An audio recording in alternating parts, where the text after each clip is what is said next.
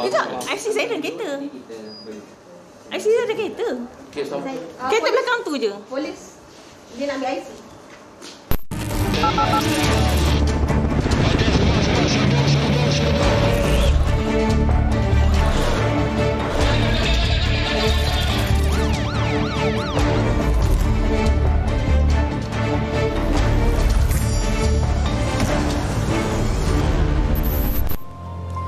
Assalamualaikum dan salam sejahtera. Anda sedang menonton 999. Saya tahu salah, tapi saya nak cari duit poket. Itulah dakwaan atau pengakuan seorang wanita yang menawarkan kursus atau kelas pergigian tidak sah kepada pelanggan. Hanya sekadar menghadiri kelas selama beberapa jam sebelum menjadi pengamal perubatan segera. Laporan wartawan Arisha Khalid membuka tirai 999 malam ini.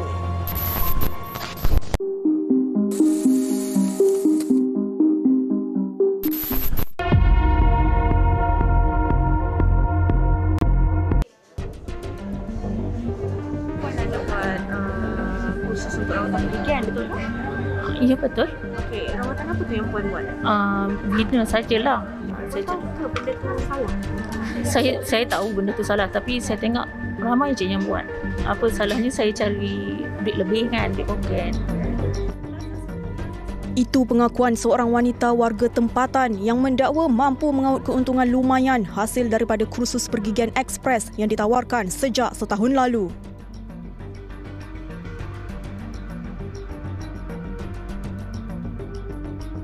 Kewujudan sebuah premis komersial menawarkan kursus atau kelas pergigian veneer di sebalik perkhidmatan salon rambut berjaya dihidu pihak berkuasa.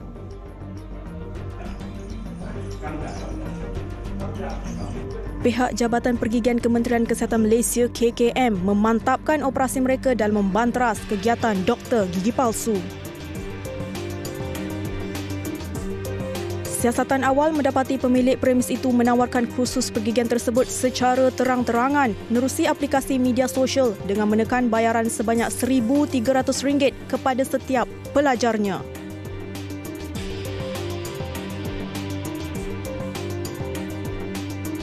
Suspek turut dipercayai mengadakan kelas tersebut secara dalam talian dengan menghantar video tutorial kepada pelanggan.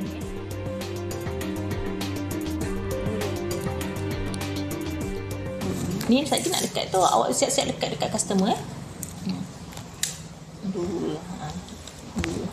Letaklah banyak sikit kan. Takutnya customer tu lock sikit panggil kan.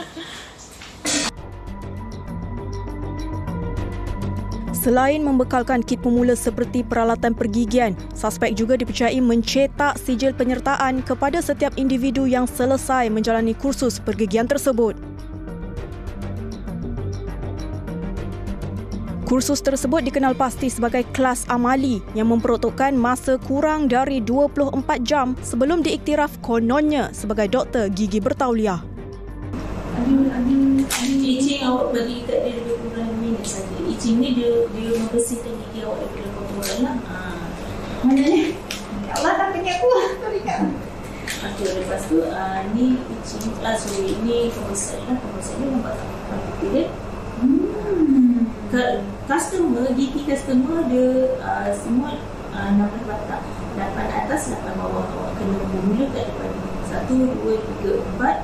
1, 2, 3, 4. Itu kegiatan seorang wanita berusia 36 tahun yang sedang menjalankan latihan pergigian veneer sempat dirakam menerusi lensa telefon bimbit seorang pelanggan di premis tersebut. Kalau dia minta, awak tak mungkin kita beautician akan terlajak. Kalau mindset customer minta belakang. Kalau belakang ni adalah gigi garam ni tak sesuai veneer sebab gigi punya bila dia pakai ni kompis dia veneer ni.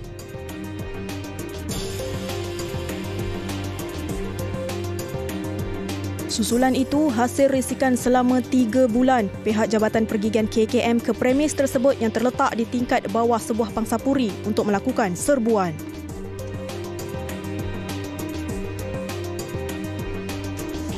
Puan seorang je dekat sini. Lepas tu adik yang tadi tu, sorry nak cuba ambil dekat sini. Boleh saya dapatkan IC dengan handphone? Cik, tadi tak ada apa-apa, Cik. It's okay. Tahu. Sekejap, IC saya dalam kereta. IC saya ada kereta. Kereta belakang tu je. Polis, dia nak ambil IC. Tak ambil dalam kereta Azia tu dekat belakang tu. Suspek cuba berdalih dengan mendakwa dia seorang ibu tunggal yang hanya bergantung pada perniagaannya. Single mom. Sekarang ni macam ni, saya nampak ada bahan buktian. Saya tahu siapa yang ada. Puan menyediakan khidmatan pergian kat sini. Okey, kalau menyediakan khidmatan pergian, kita perlukan ada sijil. Adakah Puan berdaftar dengan Majlis Pergian Malaysia? Kalau Puan berdaftar, boleh bagi saya sijil. Tak. Saya pun macam betul yang lain, tapi saya tak berkiat pun. Saya cuma macam sediakan macam sebab tahu je, kedai saya pun dah tutup. Baik, tapi ada menyediakan lah. Saya tak selalu, saya kadang-kadang je. Okey. Tak kisahlah Puan ada menyediakan kadang-kadang ke. Saya tahu ada yang ada je. Okay, kalau Puan ada menyediakan khidmatan pergian yang sekarang ni, sebab saya tengok tadi ada bahan-bahan bina kan? Bina je, saya tak buat lain tu. Okey, bina. Jadi kalau kita buat amalan bina ni, kita kena ada sijil. Saya tahu ada yang kalau Puan tak ada sijil, saya boleh trust Puan sebagai menyamar sebagai doktor ataupun Puan sebagai menyediakan khidmatan pergian kat sini lah. Betul, saya tahu. Okay, satu lagi, premis ini sendiri kan, premis ini sendiri kalau ada menyediakan khidmatan pergian, premis ini perlu berdaftar dengan KKM. Puan boleh bagi saya tak tunjuk satu surat yang menyatakan bahawa premis ni berdaftar ataupun bagi saya sijil yang untuk KKM? Ya, KKM. Tak ada. Jadi premis ni pun tak berdaftar lah. Sebab saya macam ni. Maksud saya dia tak berdaftar sebagai klinik pergian lah. Tak berdaftar sebagai kerja swasta. Swasta. Okey. Artinya Puan tak ada lesen? Tak, saya pun tak ada lesen. Saya just beautician macam ada orang tak nak buat kat saya kan macam tu. Jadi saya pun tolong je lah macam tu. Saya tak adalah selalu tak ada. Okey, tak apa. Kita buat pemeriksaan dulu. Puan duduk sini dulu. Berdasarkan pemerhatian, kegiatan haram tersebut dilakukan di sebuah ruangan kecil bahagian belakang premis disyaki bagi mengelak dari dikesan pihak berkuasa. Menurut suspek, dia memperoleh kemahirannya daripada seorang wanita warga asing yang menetap di sekitar ibu kota. Bina sajalah. Bina.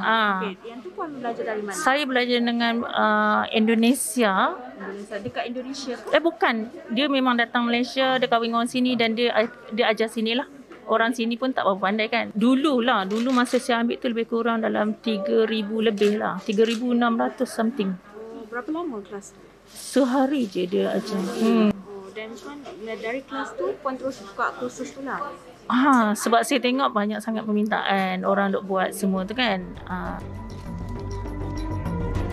Siasatan lanjut turut mendapati lebih 10 sijil tidak sah telah dikeluarkan oleh suspek kepada pelanggan yang menghadiri kursus pergigian dan kecantikan terbabit. Sijil tu untuk apa sebenarnya sijil tu? Sijil tu saya pun ikut sebab dia menyertai lah untuk belajar kan. Saya pun ada tengok diorang buat bila belajar diorang boleh buat lah macam tu. Suspek turut mendakwa premis tersebut hanya beroperasi mengikut jadual temu janji pelanggan yang ingin mengikuti kursus berkenaan. Okey, macam mana akak nak buat PRP ni? Diorang nak bawa alat apa? Dia bawa macam mesin. Apa mesin dia? Mesin PRP tu. Lepas tu dengan tube dia tu. Lepas tu diorang ajar buat roll kat muka customer lah. Lepas tu diorang ambil drip darah tu, keluarkan darah tu. Dari tadi agak cakap diorang. Agak boleh tak bagi tahu siapa diorang? Dia ada di kawasan ini ke? Tak. Dia dekat Danau Kota. Dekat Danau Kota sini? Danau Muni, Taman Desa. Okey, akak sekarang saya nak akak ambil pen. Akak tulis nama dia, nombor telefon dengan alamat dia. Telefon saya dah kena ambil kan? Akak mesti tahu alamat dia? Saya tahu. Okey, saya tahu Kondo Danau Muni. Okey, tak apa, akak tulis dulu. Okey.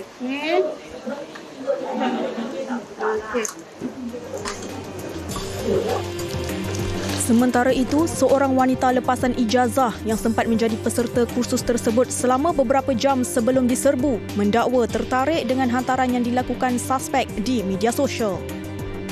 Macam mana dapat tahu kelas tu ada dekat sini? Facebook dengan nombor dia kawan. So, macam mana cara nak dapatkan kelas ni? Ada proses dia tak? Kena PM lah. Ada deposit dulu lah. Deposit dia berapa? Dia bayar itu 1,5 je.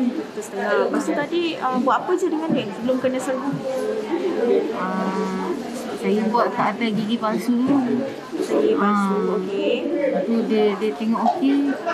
Terus dia memang ajar untuk bina gigi lah. Awak ambil kursus ni untuk apa? Bisnes sendiri lah. Untuk bisnes sendiri.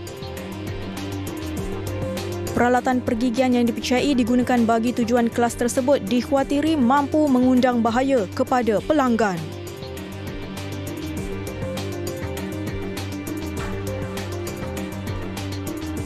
Menurut Jabatan Pergigian, alatan yang digunakan untuk kursus rawatan pergigian veneer ini boleh mendatangkan implikasi kepada pelanggan seperti giginya terhakis atau gusinya boleh membengkak kerana ia diamalkan atau digunakan pakai oleh pemilik premis atau pengamal perubatan yang tidak sah. Peralatan yang digunakan juga dipercayai tidak diiktiraf di bawah Medical Device Authority (MDA). Selain menawarkan kursus pergigian, suspek juga didapati menawarkan rawatan estetik pada kadar RM100 hingga RM200. Menurut Pegawai Pergigian Kementerian Kesihatan, Dr. Taufik Firdaus, seseorang individu itu perlu melalui program persediaan selama 2 tahun serta program ijazah sarjana muda selama 5 tahun sebelum bergelar pengamal perubatan yang sah. Kalau pengamal pergigian yang berdaftar, kita perlu berdaftar di bawah MDC, Malaysian Dental Council. Jadi kalau kita daftar tu, kita akan ada nombor pendaftaran lah. Itu yang membuktikan bahawa kita ni seorang pengamal yang berdaftar. Jadi kalau seseorang tanpa pendaftaran tu tidak boleh mengamalkan apa-apa juga amalan pergigian yang ada nyatakan dalam akta tersebut lah. Kesemua bahan, peralatan serta dokumen yang disyaki digunakan bagi tujuan amalan perubatan dan pergigian telah dirampas dan dibawa ke stor eksibit Jabatan Kesihatan Negara Kuala Lumpur dan Putrajaya bagi tindakan lanjut. Kita charge bawah Seksyen 41 Akta Jagaan Kesihatan Swasta, iaitu menyediakan klinik pergigian dan atau klinik kesihatan swasta. Sebab kita ada jumpa dua-dua bahan inilah untuk bahan untuk menyediakan klinik pergigian swasta dan juga klinik kesihatan swasta. Okey, kami jumpa peralatan pergigian iaitu probe lah dengan tray, dan juga kami jumpa beberapa bahan pergigian. Contohnya bahan tampalan pergigian yang saya fahamkan digunakan juga untuk buat veneer. Okey. Dan juga kita jumpa satu nickel titanium wire, iaitu bahan yang digunakan untuk buat braces. Operasi tamat jam 5 petang. Laporan Arisha Kalim, 999. Apa bisa pelancong tapi yang 3 bulan. Tapi tak boleh bawa motor lah. Dia tak ada lesen. Memang tak ada lesen, maaf lah sih.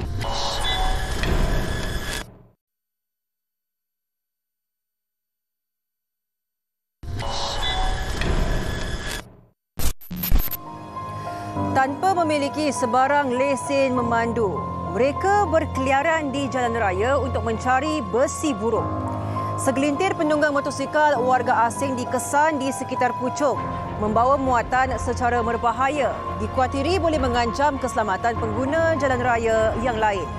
Jabatan Pengangkutan Jalan Negeri Selangor melancarkan operasi bagi membanteras permasalahan ini. Saksikan laporannya bersama wartawan Tun Nizami Hashim.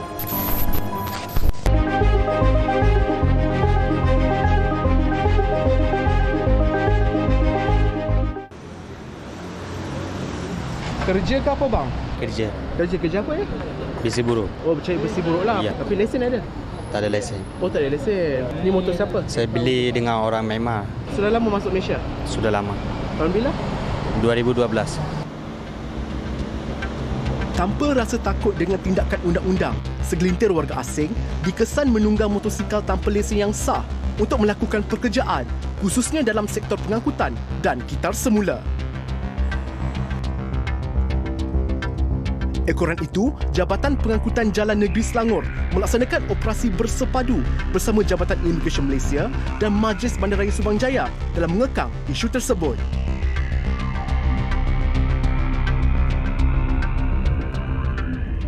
Kita mengguna pakai kita punya unit peronda bermotosikal UPB untuk kita kesan lah warga-warga asing yang memandu di atas jalan raya ni. So bila kita dah jumpa warga asing tu, kita akan escort lah. Kita akan escort ke kita punya base. Hari ni kita ada peronda dalam 4 peronda kenderaan berlogo. Lepas tu kita ada tim UPB tadi, unit bermotosikal, kita ada 7 UPB hari ini. Aksi lelaki warga asing berusia 26 tahun ini yang cuba menunggang motosikal secara melawan arus dipercayai untuk meloloskan diri daripada pihak berkuasa mengundang padah apabila ditahan pada jam 11 pagi. Tadi nak lari ke tak ada lari? Saya tak ada lari. Tahan terus dia berhentilah. Terus berhenti. Saya sudah datang Malaysia 15 tahun, saya tak pernah apa-apa tak ada. Nak pergi mana ni? Sekarang nak balik rumah. Nak balik rumah? Kerja mana? Cari barang besi buruk. Besi buruk? Kat mana? Dekat sini juga kampung. Ada sini lah. You beli ke, you ambil ke, you ambil je? Tak minta kebenaran? Tak. Saya kalau orang jual sikit-sikit, kita nak minum kopi bayar. Lepas tu kita pergi jual lah. Sebelum ni kerja apa? Memang cari besi buruk saja? Tak ada. Kilang kerja, kat kedai makan kerja.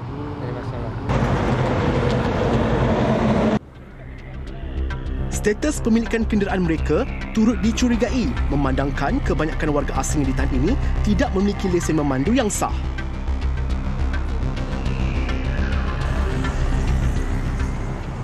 Tu you punya motor? Ya. You punya motor? You punya? Saya beli sama kawan tangan lah. Kawan punya tangan. Oh, motor tak tukar milik lah?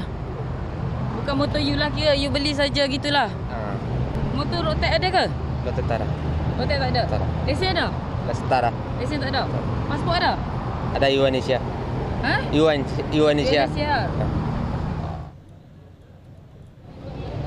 Majoriti pemandu warga asing yang ditahan pada hari ini terdiri daripada kelompok pelarian, iaitu pemegang kad UNHCR yang tidak memiliki lesen dan bekerja sebagai pengutip besi buruk di sekitar Puchong Perdana.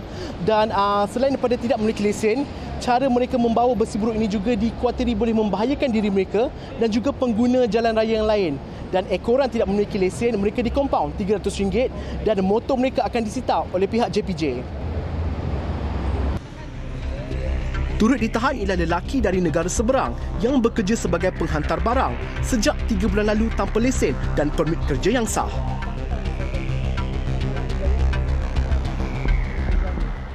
Ni nak pergi mana ni? Ni hantar barang, cik. Hantar barang? Hantar tempe. Barang apa? Tempe? Tempe, ya. Ada permit ke bawa tempe ni? Itu visa visa pelancong tapi yang 3 bulan. Untuk lawatan sosial? Yalah, betul. Tapi tak boleh bawa motor lah, Saya tak ada lesen. Memang tak ada lesen, maaf lah, cik. Saya salah, saya salah. Pasport nak tamat lagi 2 hari? Ya, besok balik saya. Esok nak balik? Ada tiket dah ada. Naik apa balik? Naik pesawat. Naik pesawat? Ke L2. LA2? Pukul berapa balik esok? Pukul 10. Pukul 10? Malam? Betul ke balik? Betul, ada. Tiket dah ada. Ekoran itu, lelaki berusia 35 tahun ini diminta untuk membayar saman bernilai RM300 di kaunter JPJ berhampiran sebelum dibenarkan pulang ke negara asalnya. Bila ni nak settle, Kak, cik? Nak bayar motor? Kena bayar terus saman RM300. Sekarang? Pergi kat JPJ, mana-mana JPJ? Sini tak boleh ya? Kat mana? Sini tak boleh ya? Bayar sini tak boleh? Bayar sini tak boleh. Kelang ada JPJ juga? Kelang ada JPJ. Badan Jawa. Tapi motor ni kita sita tau. Orang sita ke? Kena sita. Bayar saman tak boleh angkat motor ke? Nanti kita kena check asisten. Kalau you punya saman lampau banyak, you kena settle dulu you punya saman. Lepas tu baru you boleh ambil you punya motor. You tak boleh datang JPJ sebab you tak ada lesen. Betul? You kena panggil you punya kawan yang ada lesen, baru you punya motor ni boleh keluar. Ni you boleh ambil. Topi pun you boleh ambil. You tinggal motor je. Motor you selamat. Kita akan simpan dekat JPJ Padang Jawa. Selain Akta Pengangkutan Jalan 1987, tindakan di bawah Akta Imigresen 1959 juga dikenakan ke atas 2 pemandu warga asing yang telah menyalahgunakan pas permit kerja dan juga majikan mereka. Puan tak boleh tolong sikit ke? Tak boleh lah sebab you dah membenarkan warga asing ni memandu kenderaan you. So kita macam-macam mana pun untuk ni kita kena sita juga kenderaan ni. Nanti you kena tuntut di JPJ Padang Jawa. Bayar saman semua baru boleh ambil. Itu pekerja abang, bukan? Ya. Sudah berapa lama dia kerja dengan abang? Dia sudah lama sikit lah. Abang tahu dia tak ada lesen, semua tahu lah. Ya tahu, tapi dia ada lesen international punya. Dia cakap. Dia cakap lah, tapi cek tak ada lah. Tak ada lah. Menurut Ketua Bahagian Penguatkuasa JPJ Negeri Selangor, Mazlini Yusof, pihaknya tidak akan berkompromi dengan sebarang majikan atau syarikat yang menggaji pemandu warga asing tanpa memiliki sebarang lesen memandu yang sah.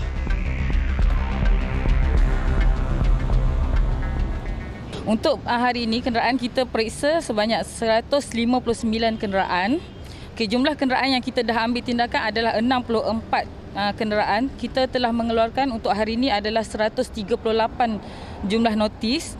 Terdiri daripada tiada CDL, tiada LKM ataupun LKM tamat tempoh, tak ada perlindungan insurans dan juga lain-lain kesalahan teknikal termasuk ubah suai kenderaan. Bagi pengusaha-pengusaha ataupun majikan, kita nasihatkan supaya menggaji pekerja warga asing ada lesen memandu yang sah lah sebelum mengupah warga asing tersebut. Kesemua motosikal yang disita dibawa ke Ibu Pejabat JPJ Negeri Selangor di Padang Jawa Shah Alam untuk tindakan lanjut. Operasi tamat pada jam 3 petang. Laporan Tun Nizami Hashim, 999.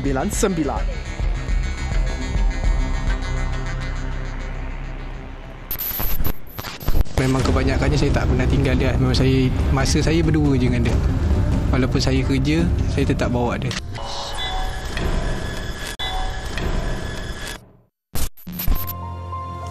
Seorang lelaki yang terselamat dari nahas jalan raya hanya mampu menjerit apabila isterinya yang gagal diselamatkan rentung di jidat api yang marak di depan matanya. Saksikan butiran kejadian yang menyayat hati ini dalam Tragedi 999.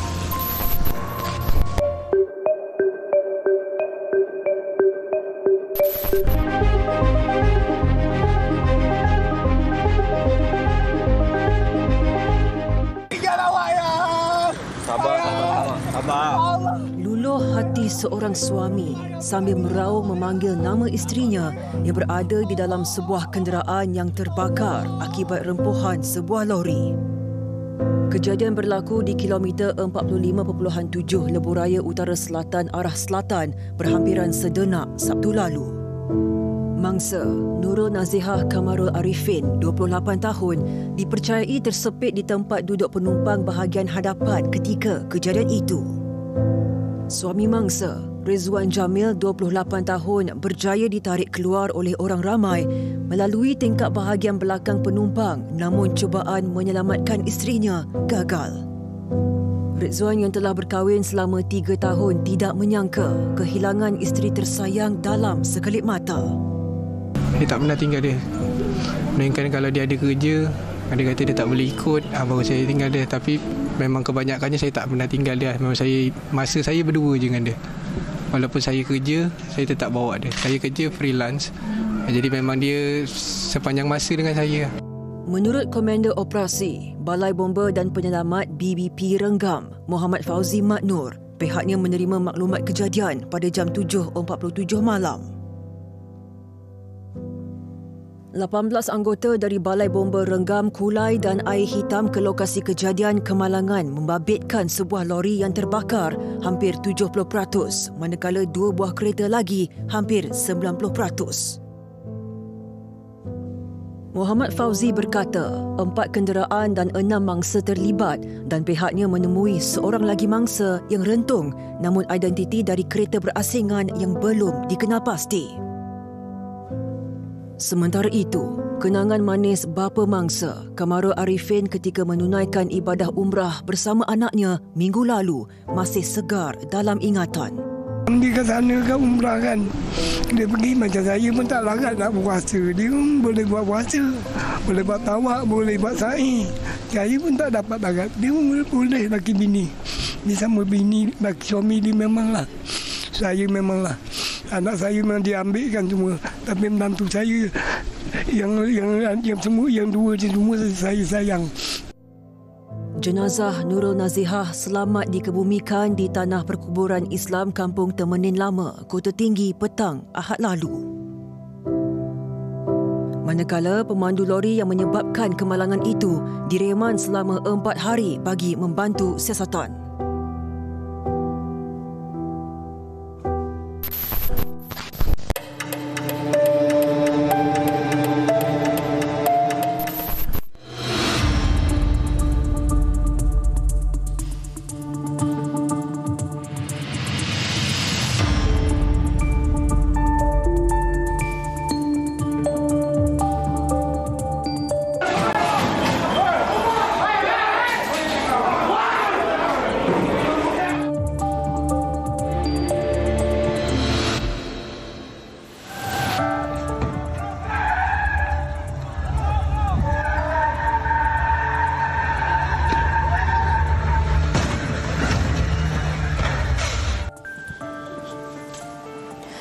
Para pengunjung sebuah kelab malam di Jalan Abang Galau, Bintulu, Sarawak dikejutkan dengan insiden pergaduhan yang bermula dari dalam premis sehingga berlarutan ke jalan raya, membabitkan sekumpulan lelaki. 5 video yang memaparkan aksi mereka merusuh dan merempuk beberapa buah kenderaan di kawasan parkir di hadapan premis itu turut tular di media sosial sehingga mendapat lebih 2,000 jumlah perkongsian di laman Facebook.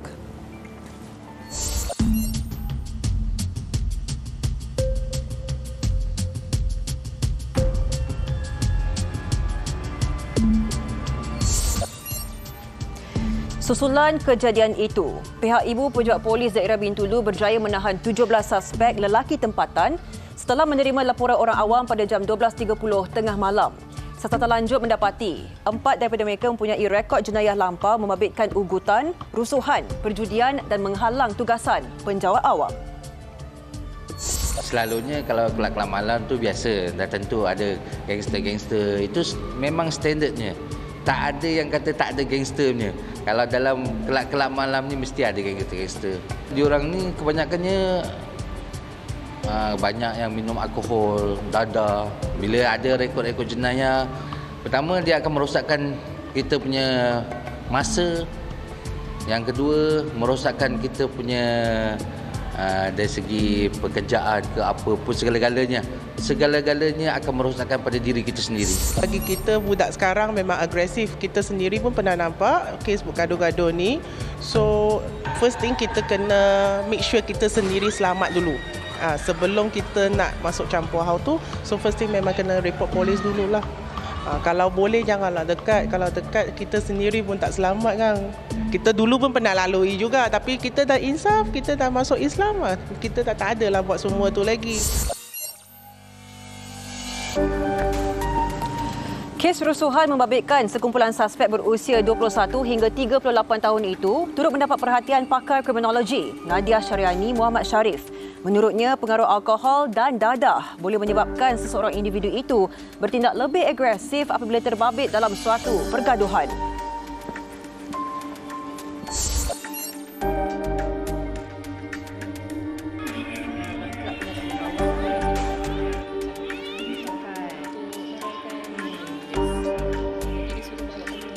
kalau dalam kejadian rusuhan macam ni, kita lihat dia sebagai satu tingkah laku agresif lah. Dia boleh jadi sebagai satu tindak balas impulsif ataupun disengajakan. Tapi apa yang mendorong kepada perkara ini, dia ada banyak faktor. Dia tak ada satu faktor tunggal yang membawa kepada kejadian rusuhan. Antara faktor-faktor pendorong, adakah terdapat provokasi ataupun salah faham antara individu yang berada di premis tersebut. Penggunaan bahan terlarang seperti dadah dan alkohol boleh mempengaruhi pemikiran rasional seseorang dan juga kawalan diri individu. Memandangkan kita lihat kejadian ini berlaku di premis hiburan kan. Jadi selalunya mustahil kalau seseorang individu itu datang secara berseorangan. Jadi faktor rakan sekumpulan juga boleh memainkan peranan dalam hal ini. Lagi besar saiz kumpulan kawan kita yang berada dalam premis hiburan, lagi cenderung kita untuk bertindak secara agresif berbanding kalau kita berada dalam kumpulan yang kecil. Jadi walaupun dia mungkin individu yang rasional, tetapi sebab rakan-rakan membuat keputusan untuk respon secara agresif, itu membuatkan individu ini lebih cenderung untuk bertindak mengikut kumpulan. Tambah Nadia Syariani lagi, siasatan boleh dilakukan di bawah Seksyen 427 Kanun Keseksaan sekiranya rusuhan itu mengakibatkan kerosakan harta benda sehingga menyebabkan kerugian. Orang awam yang berada di lokasi kejadian dinasihatkan untuk tidak mengambil tindakan sendiri dalam meleraikan pergaduhan kerana dikuatiri boleh mengancam keselamatan diri mereka. Dalam undang-undang kita ada kata garis panduan macam mana kita boleh melindungi diri kita, orang pihak ketiga dan juga harta benda. Tindak balas kita itu perlulah bersesuaian dengan ancaman bahaya yang kita hadapi. Dalam kita menghadapi ancaman bahaya tu, adakah kita ada masa dan peluang untuk melarikan diri dan mendapatkan bantuan? Sama ada bantuan orang ramai ataupun pihak berkuasa. Sekiranya kita ada masa untuk melakukan itu, jadi kita tidak perlu berdepan ataupun melawan kita punya orang yang menyerang kita. Sekiranya anda ada masa untuk merekod kejadian, maknanya anda ada masa untuk mendapatkan bantuan pihak berkuasa. Jadi itu lebih utama sebenarnya. Kesemua suspek disiasat mengikut Seksyen 148 Kanun Keseksaan kerana merusuh yang memperuntukkan hukuman penjara maksimum 5 tahun atau denda atau kedua sekali. Dan kertas siasatan turut dibuka mengikut Seksyen 307 Kanun Keseksaan terhadap salah seorang daripada mereka atas pertuduhan cubaan membunuh.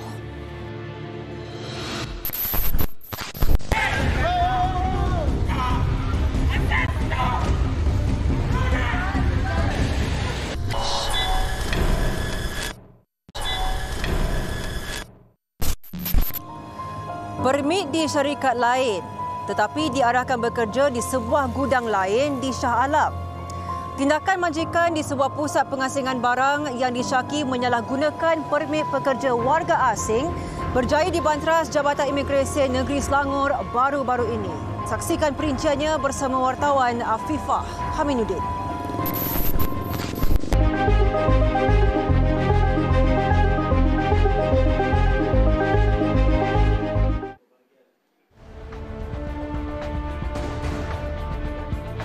Hasil risikan selama sebulan, pihak Jabatan Imigresen Malaysia Negeri Selangor mengadakan operasi bersepadu pada 14 Oktober lalu di sebuah gudang sekitar Shah Alam kerana premis terbabit dipercayai melindungi pendatang asing tanpa izin. Akses A ke B ni tiada halangan. Daripada A terus boleh pergi B. Bila masuk, gate pintu 1, pintu 2 kita dah secure. Tak ada orang keluar masuk, semua pegawai akan masuk dalam sini. Bawa turun. Memang kita nampak tenang kuasaan tu, saya faham.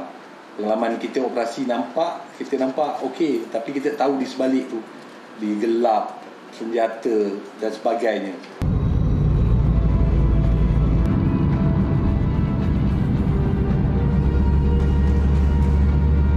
Sebaik tiba di lokasi sasaran sekitar Seksyen 22 Shah Alam, majoriti pekerja asing didapati lari bertempiaran apabila menyedari kehadiran pihak berkuasa.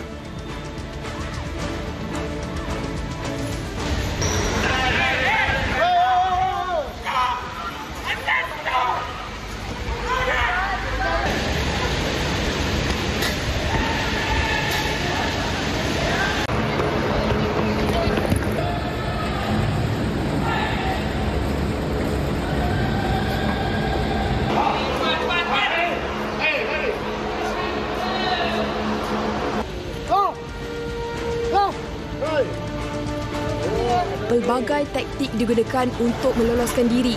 Namun pihak berkuasa lebih cekap menjalankan siasatan sehingga mereka terperangkap. Buka. Ada tak ada ni? Immigration. Buka. Immigration checking, buka. Keluar. Keluar. Apa yang kejap? Wah, ramainya dalam ni. Toilet sampai 3 orang. Sana. Pergi sana. Kau ni. Apa ni? Duduk kat lantai pula dah. Seramai 501 pekerja warga asing diperiksa kerana disyaki tiada dokumen perjalanan serta permit bekerja yang sah, termasuk lelaki berusia 30 tahun ini. Here, how long already you work here? This place? 3 years finish. 3 years finish. How much salary one day? One day 85. How much? 85 ringgit.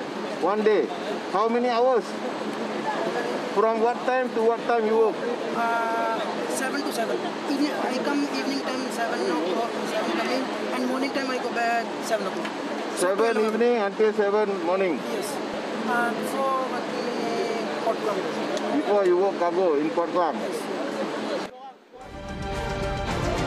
Hasil siasatan mendapati, individu ini telah menetap di Malaysia selama lebih 5 tahun dan mempunyai permit bekerja di syarikat lain kerana disyaki telah diarahkan oleh majikannya untuk bekerja di gudang ini. Passport have? Where's your passport now? Now I already give my boss. Now have only Jalan card. Okay. Where's your permit? Working permit? You have working permit? Yeah, I have cargo work. Cargo work. You have permit? Yes. To work here or to work some cargo? No, permit only cargo worker. Cargo worker. Why you come and work here? You supposed to work in cargo. Why you come work here? Boss bring you here.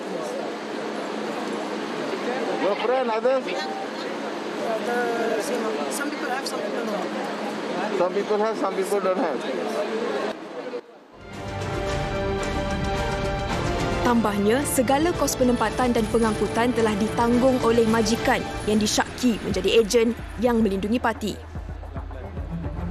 Where you stay here? Section 26. Boss give you house? Yeah. Boss give you house. How many of you in the house? How many person stay in that house? One room, 2 person. One room, 2 person. One house? One house, 3 room, right? So 6 person. 6 person. All in stay same place? Yeah, but this my agency, I know only my agency. You pay rental, house rental? Rent? No rent. House free, boss give. Yes. How you come to work?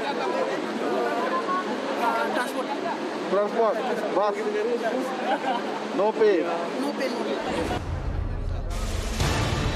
Oleh itu, pihak imigresen turut mengeluarkan saman saksi terhadap 6 orang penyelia syarikat bagi membantu siasatan.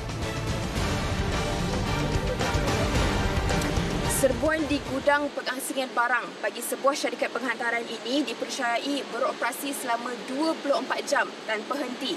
Dan saya difahamkan oleh pihak imigresen, pekerja di premis ini telah memproses lebih 6,000 bungkusan bagi setiap seorang dalam tempoh 12 jam sehari.